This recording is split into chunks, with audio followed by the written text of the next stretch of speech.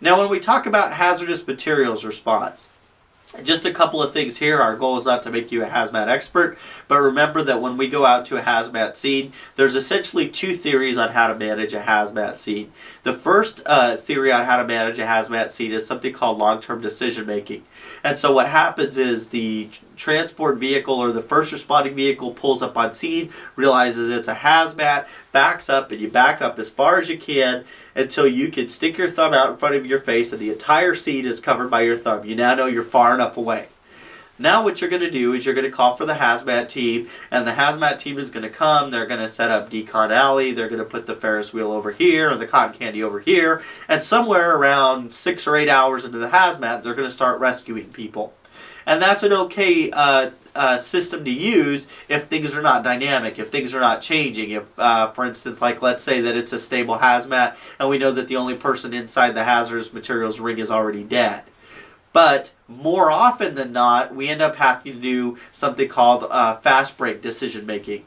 And fast break decision making occurs when people are either trying to leave the hazmat scene or people are self-rescuing. In other words, you don't have a bunch of people that are sitting in a bunch of green gook that's glowing that are real happy to just hang out there and wait for you to set up decon alley. So those patients are like trying to get out of there. So in a fast break scenario, what we do is we find the person who's gone the farthest from the scene, that was contaminated by the scene, and that person is stopped right there, and that becomes the hot zone, the edge of the hot zone. And right there at the edge of the hot zone, we decontaminate that patient using a two-step decon. The other reason why we might do a two-step decon is when somebody is too sick to wait to go through a full-on decon. So when we do a two-step decon, what we do is we strip the patient down naked. We take water and brushes and soap and we scrub them down.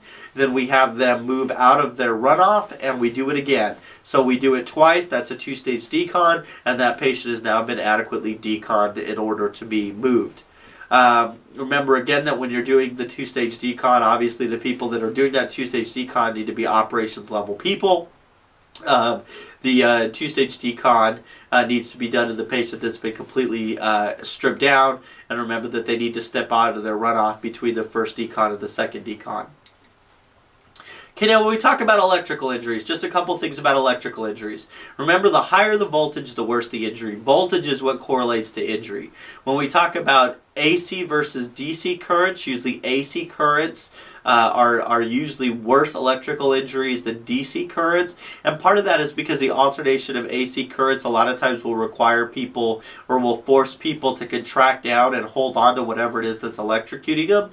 Remember, when we talk about electrical injuries, that no matter what we see on the outside, we always have to assume that the damage on the inside is really, really bad. Just because somebody has a really small entrance wound on this hand and a really small entrance wound on this hand from grabbing something doesn't mean that they don't have a bad electrical injury. That patient may die from that electrical injury despite the fact that what we see on the outside is relatively minor. Now, when we talk about the things that happen to these patients, myoglobinuria and rhabdomyolysis is a big problem for these patients. So anybody who's got an electrical injury pretty early on, you want to get a Foley in them. You want to make sure that you're fluid resuscitating them. And you want to be watching for the change in urine color. If we start to see evidence of rhabdo, if the patient's urine starts to change to a dark color, then what we need to do is we need to make sure that we're giving the patient enough fluid to keep their urine output at least 100 milliliters an hour. And then we need to give that patient osmotic diuretics like bicarb, and we need to alkalize their urine, osmotic diuretics like a large molecule type diuretic, like a sugar-based diuretic, or we can also manage their rhabdo by alkalizing their urine using sodium bicarb. So usually our kind of first line agents that we use for patients in rhabdo, we usually give them lots and lots of crystalloid. The osmotic that we choose typically is mannitol, and then when we talk about alkalizing their urine, we already talked about the sodium bicarb. Okay, let's talk about hematology before we wrap up our trauma section here. Certainly hematology is not specific to trauma, but it's one of those things that kind of goes hand in hand with a lot of the things that we deal with in trauma, so we've kind of lumped it in here. When we talk about hematology, before we actually get into the blood itself, let's just kind of review where fluid is in the body. Remember, there's three big places in our body where we store fluid. We have fluid intracellular, we have fluid in our interstitial space, and we have fluid in our intravascular space. And when we look at the breakdown, remember that 75% of our fluid is actually sequestered in our cells. About 17% is in our interstitial space, and only about 8% of our total body water is actually in our vascular space. Now let's talk about what happens when somebody starts to bleed. So when you look at that graphic there beside me, you see that you've got yellow boxes, big yellow boxes that represent cells, and then you've got the red box along the bottom that represents a capillary. Well, let's say that we cut that capillary. Let's say that that's not even a capillary. Let's say it's a bigger blood vessel. Let's say it's an artery. So we cut that artery and we start losing lots and lots of blood. Well, as we start losing lots and lots of blood, we know that the body compensates. We know that the blood vessel starts to constrict. We know that the whole clotting cascade occurs, which we'll talk about in a minute. But the other thing that starts to happen is our body starts to compensate for that loss of blood volume. And the very first thing that we do is we increase our heart rate and our stroke volume to increase our cardiac output, and we massively vasoconstrict. But that's not the only thing that helps us compensate for that blood loss. The other thing that's happening at the same time is fluid is moving from the interstitial and the intracellular space into the capillaries to replace the blood that we just lost. So we have kind of a hemodilution effect that occurs from that intracellular and interstitial fluid passing into the capillaries and into the blood vessels to replace the lost blood. Now, when we talk about fluid resuscitation, there's a lot of different theories out there about fluid resuscitation. When we look back at the American College of Surgeons guidelines, they still say that it takes typically about 3 liters of crystalloid to replace 1 liter of blood loss. Now, does that mean that if a patient just lost a liter of blood, we need to give them 3 liters of crystalloid? No, not necessarily. For years, that's what we used to guide our fluid resuscitation. We said, well, if they've lost this much fluid, then I need to give them this much blood. If they've lost this much blood, I need to give them this much fluid. If they've lost 500 cc's of blood, then I need to give them 1,500 cc's of crystalloids, because I know that that it takes 3 liters of crystalloid to replace 1 liter of blood loss. Well, we now know that that's probably not the best solution for people who are still continuing to actively bleed. So when we talk about that loss, remember we said it takes 3 liters of crystalloid to replace 1 liter of blood. Well, why does it take 3? Well, remember that 66% of your crystalloids are actually going to diffuse out of the blood vessels within the first hour. Well, you might think at first that that's a bad thing, but remember, what is actually fluid depleted when we start to lose blood? The blood vessels, they get repleted by the movement of fluid out of cells and out of the interstitial space. So the big role of our crystalloids is really to replace fluid in the cells and in the interstitial space. So that 66% loss of fluid that we get is actually something we would expect. That's a good thing. That's going to replace all that fluid. And that's certainly important if we're going to give the patient colloids later. So if we give the patient colloids, things like albumin or hetastarch, or for that matter, packed red blood cells or FFP or any of those colloidal things, anytime we put big molecules of fluid into the blood vessels, that's going to sequester even more water in the blood vessels. So if we haven't replenished the fluid that we've lost in the interstitial space and in the intracellular space and put colloids in first, then we're just going to further dehydrate the interstitial and the intercellular space. So that's why the recommendation is still, as of the printing of this, the recommendation is still that we use crystalloids as our first-line fluid choice, and that we use crystalloids to maintain an adequate blood pressure. Now, once we've given the crystalloids, if we don't have an adequate blood pressure, then it's time to transition to colloids. And we all know that if we're replacing fluid because of blood loss, the best colloid in the world is blood. So we would prefer to give these patients packed red blood cells and things like that if we have the ability to do so. But if we don't, we have other substitutes that we can use as well after we've maxed out our crystalloids. Now, remember we said that when we started talking about crystalloids, we said we used to automatically just give 3 liters of crystalloid for every liter of blood loss. Remember that the thought process on that has really, really changed. The big thing that everybody really pushes now is the idea of permissive hypotension. Remember, permissive hypotension, the idea is that we only want to fluid resuscitate the patient to a point where we can maintain adequate perfusion of everything and no further. because what we used to do for patients is we used to give them so much crystalloid that we were basically just making them into Kool-Aid, and we were diluting down their clotting factors, we were diluting their red blood cells, and while these patients may have had a nice pretty blood pressure for us, they were dying of MODS later in the ICU. So we really want to fluid resuscitate only to the point where we have adequate perfusion of everything. And so typically what a lot of techs will say now is a mean arterial pressure of somewhere around 80 to 100 if the patient also has a concomitant traumatic brain injury, or if the patient does not have a traumatic brain injury, then we can even shoot a little lower for a MAP, somewhere probably around 60 to 70 to assure perfusion of the renals. Okay, remember that your kidneys are your poor man's swan. Remember that your kidneys are directly affected by how much fluid is in the body. So we can really use these as a guide of how well we're fluid resuscitating. If we're getting good urine output back, we're doing good fluid resuscitation. If we're fluid resuscitating, but yet we're still not getting good urine output in somebody who's got healthy kidneys, then that should suggest to us that we need to do more fluid resuscitation. Okay. Now let's talk about coagulation for just a few minutes before we talk about the actual blood products that we administer. When we talk about coagulation, remember that in response to a hole in a blood vessel, anytime I cut a blood vessel, there's several things that happen very, very quickly. Obviously, the very first thing that happens when we cut a hole in a blood vessel is that blood vessel starts to spasm. It starts to vasospasm in an attempt to make its lumen smaller. At the same time that it's vasospasming, platelets are rushing to the scene to try and plug up the hole. But remember that platelets in and of themselves can't completely cover a hole. Platelets have a role in covering the hole because they're big molecules, but we have to have something to tie those platelets together. And the thing that ties those platelets together is a mesh that we call a clot. And that clot actually occurs because of something called the clotting cascade. Now, the good thing about our body is that we have the ability to form this mesh with the clot to stop bleeding, but the problem is that if we didn't have any way to stop that, as soon as this clot formed, not only would it block the hole, but it would block the entire blood vessel, and because it blocked the entire blood vessel, we would have no flow of blood past that, so we would actually end up in probably a worse situation than if we had just continued to bleed, or at least we would have significant ischemia in the tissue that's distal to where the injury is. So let's talk about the clotting cascade. That's something you need to know a couple of things about. So when we talk about the clotting cascade, when you look at this graphic here, it's a very busy graphic because it breaks the clotting cascade down into all of its different steps. But the thing you need to know is there's two different clotting cascades. There's an intrinsic clotting cascade and an extrinsic clotting cascade. Now, different things trigger the two different clotting cascades.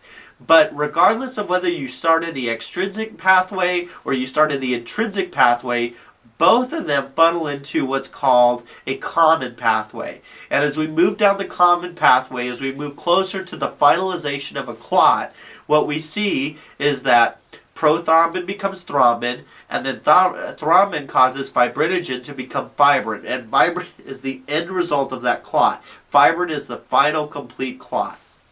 Fibrin intermixed with all the other cells that make up blood. Now, here's a good example of that, or here's a better look at that final cascade. And again, remember that we said the big things that happen in that common cascade was that prothrombin becomes thrombin. Thrombin causes something floating around in your blood called fibrinogen to become fibrin, and fibrin is the final product of the clot. Now, the other thing that you may have noticed in the previous graphic, but if you did not notice needs to be pointed out, is that one thing you have to have in order to be able to successfully clot blood is you have to have calcium. You have to have lots and lots of calcium. If we don't have adequate stores of calcium, we're not going to clot blood. That's kind of an important thing because when we're giving patients blood, which we give patients blood a lot of times who are bleeding, remember that red blood cells are stored in something called citrate, and citrate binds free calcium and inactivates it, makes it unavailable for clotting. So anytime we're giving somebody lots of packed red blood cells, we also need to be monitoring their calcium level to make sure they still have plenty of calcium to be able to clot. Okay, as soon as that clot is formed, we have to have a process to break it down. So once that clot is formed, once we formed that fibrin, what ends up actually happening is another chemical is released, which causes another chemical to release and another chemical to release. And as we walk down these series of chemicals that are being released, we come to the point where we have something called tissue plasminogen activator, which is activated into something called plasmin, and plasmin interacts with the actual clot itself and with the fibrin. When plasmin interacts with fibrin, it breaks it apart. So it actually tears up the clot. And so that's what keeps us from clotting unchecked and then completely occluding the entire lumen of a blood vessel because of a clot that was created by a little tiny hole. So tissue plasminogen, again, activates plasminogen. And when plasminogen is activated into plasmin, that creates the chemical plasma, which reacts with fibrin and breaks the clot up into what we call fibrin degradation products or fibrin split products. So now you understand the anatomy behind how things clot, the physiology, I should say, behind how things clot and how we break the clots down. That's important because you have to understand both of those processes in order to understand DIC.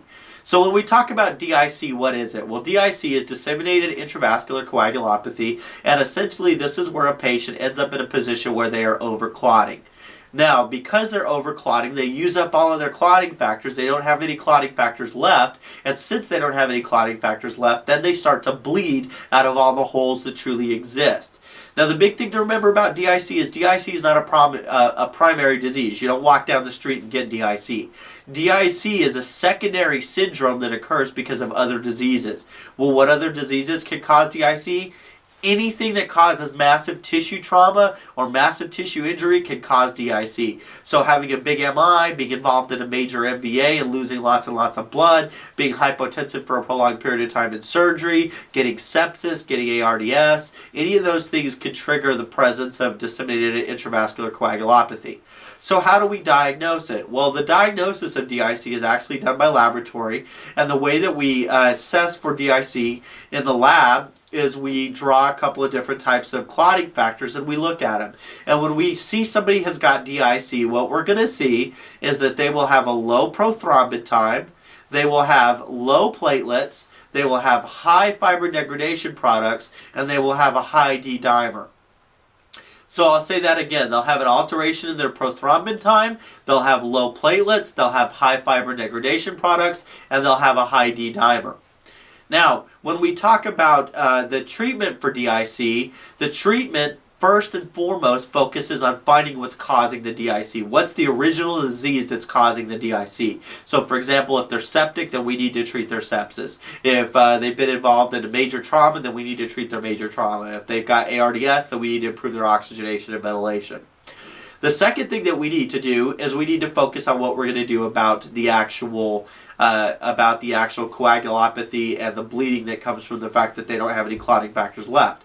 Well, for years there was like these three theories on how to treat DIC, and people fought about whether to do this or whether to do that or whether to do this, and we now have a much better understanding of DIC than we used to, and so we pretty much have a consensus now about how to treat DIC. The first thing that we need to do for patients with DIC is we need to consider giving them blood component replacement if they're still bleeding. If they're not still bleeding, then there's probably no role for giving them lots and lots of extra blood products because they're probably just going to chew them up. If the patient is still bleeding, then we want to give them things like packed red blood cells, fresh frozen plasma, platelets, all that good stuff. Again, if they're still bleeding. If the patient has a vitamin K deficiency, we certainly want to give the patient vitamin K. Remember that a big part of what vitamin K does is it helps blood to clot, and so we might see vitamin K deficiencies like in people who are on Coumadin or something like that. So we would give them some IM vitamin K. The other thing that we want to do for these patients is we want to give them enough heparin for venous thromboembolism prophylaxis. So this isn't the heparin like we used to talk about. We used to give these patients like huge amounts of heparin, but that's not what we're saying anymore. We're saying that they need venous thromboembolism protection just like anybody else who's laying in a bed. So a lot of times what we'll do for these patients is just like everybody else. We will give them something like Lovenox or something like that. Now, when we talk about the real key to treatment of DIC, we think that the big things right now that really seem to help with DIC are actually two blood components that we have the ability to give. The first one is something called activated protein C. Activated protein C actually helps to prevent coagulation. We use activated protein C a lot in sepsis, but we also know now that it has a major role in management in DIC. And the other name for activated protein C is Xigris. The second blood product that we know that we need to give these patients is antithrombin 3. Antithrombin 3 works by a mechanism that's very similar to the way that heparin works, but it stops coagulation at multiple points in that clotting cascade that we looked at a couple slides back. So those are the real treatments for those patients. Find and stop the underlying cause. If the patient is still actively bleeding, replace the blood that they're bleeding. Give them vitamin K if they're deficient. Put them on heparin or Lovenox for thromboembolism prophylaxis. And then we want to give that patient Xigris and antithrombin 3. Okay, when we talk about actually giving blood products, let's talk about each one of these. First, let's talk about packed red blood cells. Packed red blood cells are kind of a funny thing because obviously we have to have hemoglobin and we have to have red blood cells in order to be able to survive. And we do understand that, but interestingly enough, packed red blood cells are not a benign thing to give people. There's several bad things that come with giving people packed red blood cells, not the least of which are things like transfusion reactions. We could have problems with things like TRALI, which is transfusion-related acute lung injury. There's multiple things that go with giving patients packed red blood cells. So again, giving red blood cells is not a benign thing. Interestingly enough, for years in medicine, this is probably the thing that we have overgiven patients more than anything else. For years, we have given patients packed red blood cells based on what we used to call transfusion triggers that had no physiologic basis. We just thought they kind of sounded good, so that's what we would use them for. So a good example is you probably have seen things in the past that said if the patient has a hemoglobin less than 8 or if the patient has a hematocrit of less than 22, then they need to be transfused with packed red blood cells. Well, there's a lot of patients who have a deficiency in packed red blood cells but can tolerate it fine and don't need the excess packed red blood cells. Now this kind of paradigm shift to go more conservative with these patients is not only driven by the fact that there's multiple bad things that can happen from giving patients packed red blood cells, but it's also driven by the fact that we have a huge deficit of available packed red blood, and it just seems to get worse and worse. So we really want to be cognizant about who we're giving red blood cells to and for why. Just because somebody has a hemoglobin less than 8 doesn't necessarily mean they need to get packed red blood cells. In fact, when you look at the consensus of the care now, what we're now saying is instead of just automatically using these blind transfusion triggers like a hemoglobin less than 8, what we really need to look at is whether or not the patient has a demonstrated hypoxia or dysoxia, whether the patient is still actively bleeding, or whether or not the patient is developing lactic acidosis because of inability to carry enough oxygen. Those are the patients that need packed red blood cells. So again, who actually needs packed red blood cells? Patients who have a demonstrated hypoxia or dysoxia because they don't have enough oxygen carrying capacity, the patients who have active bleeding with signs and symptoms of shock, or the patients that are developing metabolic acidosis in the form of lactic acidosis because, again, of oxygen delivery. So basically what it all boils down to is, do they have enough oxygen delivery? If somebody has a hemoglobin of 8, but they've got a normal lactate, does that patient probably need blood? No. If you've got a patient who's actively bleeding to death, who's hypotensive and has a lactate of 10, or is obviously in shock, does that patient need red blood cells? Yes, obviously. And we tend to not have problems with over-transfusion in trauma as much as we have problems with over-transfusion in medical, especially in people with renal failure. People with renal failure don't make red blood cells very effectively, so they tend to be very anemic. Does that mean that everybody who's anemic with renal failure needs packed red blood cells? No, not at all. We have lots of other ways that we can help stimulate them to make more red blood cells. We don't arbitrarily need to run around transfusing them. Okay, so when we do choose to use packed red blood cells, remember we said the 3 reasons were because we have a demonstrated hypoxia or dysauxia because of the fact that we don't have adequate oxygen carrying capacity in the form of red blood, when we have active bleeding with signs and symptoms of shock, or when we have an increase in the serum lactate or we have metabolic acidosis because of inadequate oxygen carrying capacity. When we talk about transfusing patients, the big thing we need to think about is we need to think about their ABO incompatibility and their RH factor.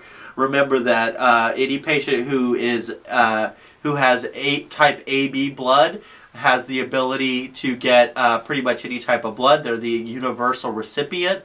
When we talk about patients who have O blood, they have the ability to give their blood to anybody, so they're the universal donor. When we talk about the RH factor, remember the RH factor is simply either going to be positive or negative. And in women, if we're transfusing women as a general rule, we would prefer to use, if we can't use specifically typed to cross blood, if we just have to use uncross-matched blood, we would prefer to use O negative. O negative will prevent them from potentially in the future having a problem if they have a baby later on that is RH positive and they're RH negative. So we would prefer to give RH negative blood to women, especially women who are childbearing age. When we look at the RH factor for men, if we're giving untyped, uncrossed blood, it really doesn't matter unless they've had lots of blood before. There's been several studies that have shown that we can safely give RH positive or O positive blood to men safely, uncrossed, untyped.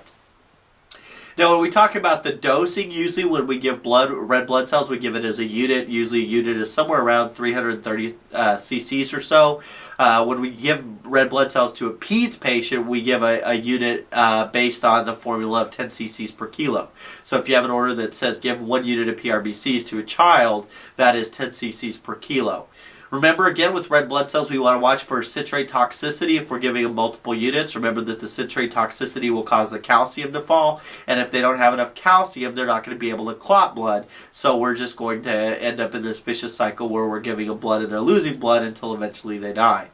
Finally, the last thing is remember that 1 unit of PRBC should increase your H&H by about 1 in 3, assuming you're not still continuing to lose blood. So we should see, again, the hemoglobin should go up by about 1 and the hematocrit should go up by about 3%. Okay, now when we talk about transfusion reactions, there are several different transfusion reactions you need to be familiar with. The first is a hemolytic reaction. Hemolytic reactions, remember, are caused by ABO incompatibility.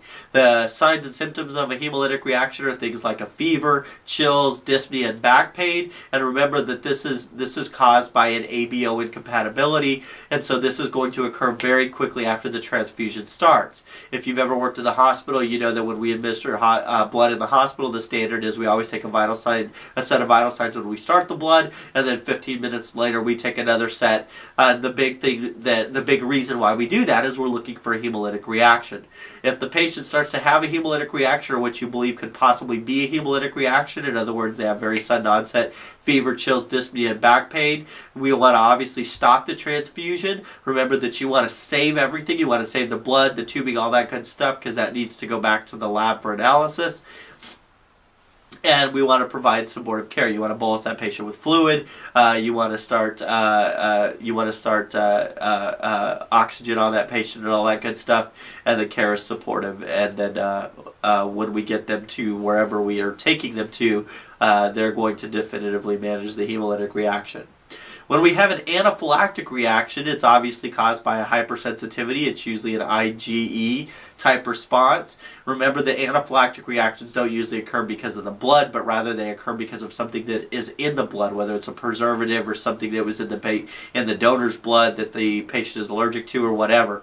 When we talk about anaphylactic blood reactions, they're going to present just like any other anaphylactic reaction. The patient a lot of times will get urticaria, they'll get dyspneic, they'll start wheezing. Usually these occur very quickly within a few minutes of the transfusion, and the big thing is we want to stop the transfusion and we want to treat the anaphylaxis just like we would treat anaphylaxis for any other cause.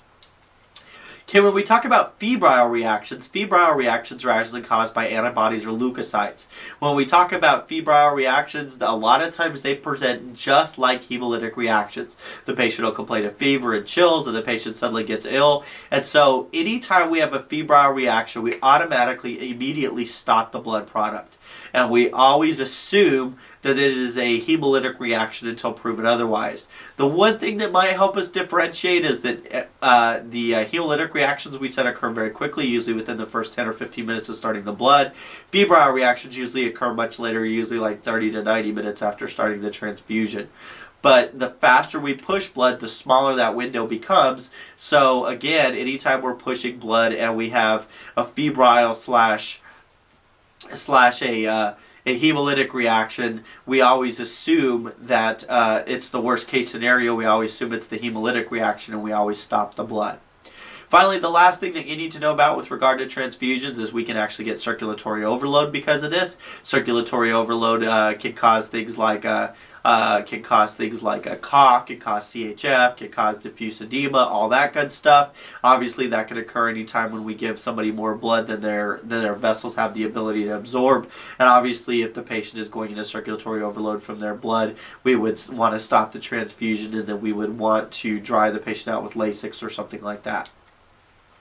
Okay, when we talk about fresh frozen plasma, just a couple of comments here about fresh frozen plasma. We usually give it for one of two reasons. We either give it as a volume expander or we give it for its coagulation factors.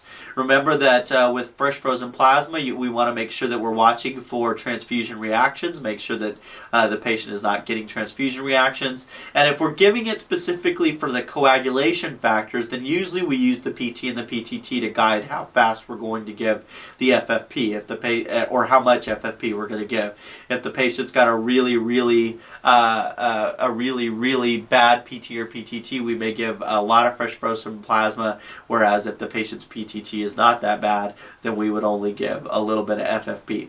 Now, the other thing to remember about fresh frozen plasma is that it is an oncotic fluid, so it is a good choice for fluid resuscitation. We use it a lot, like post-surgical and in patients like that.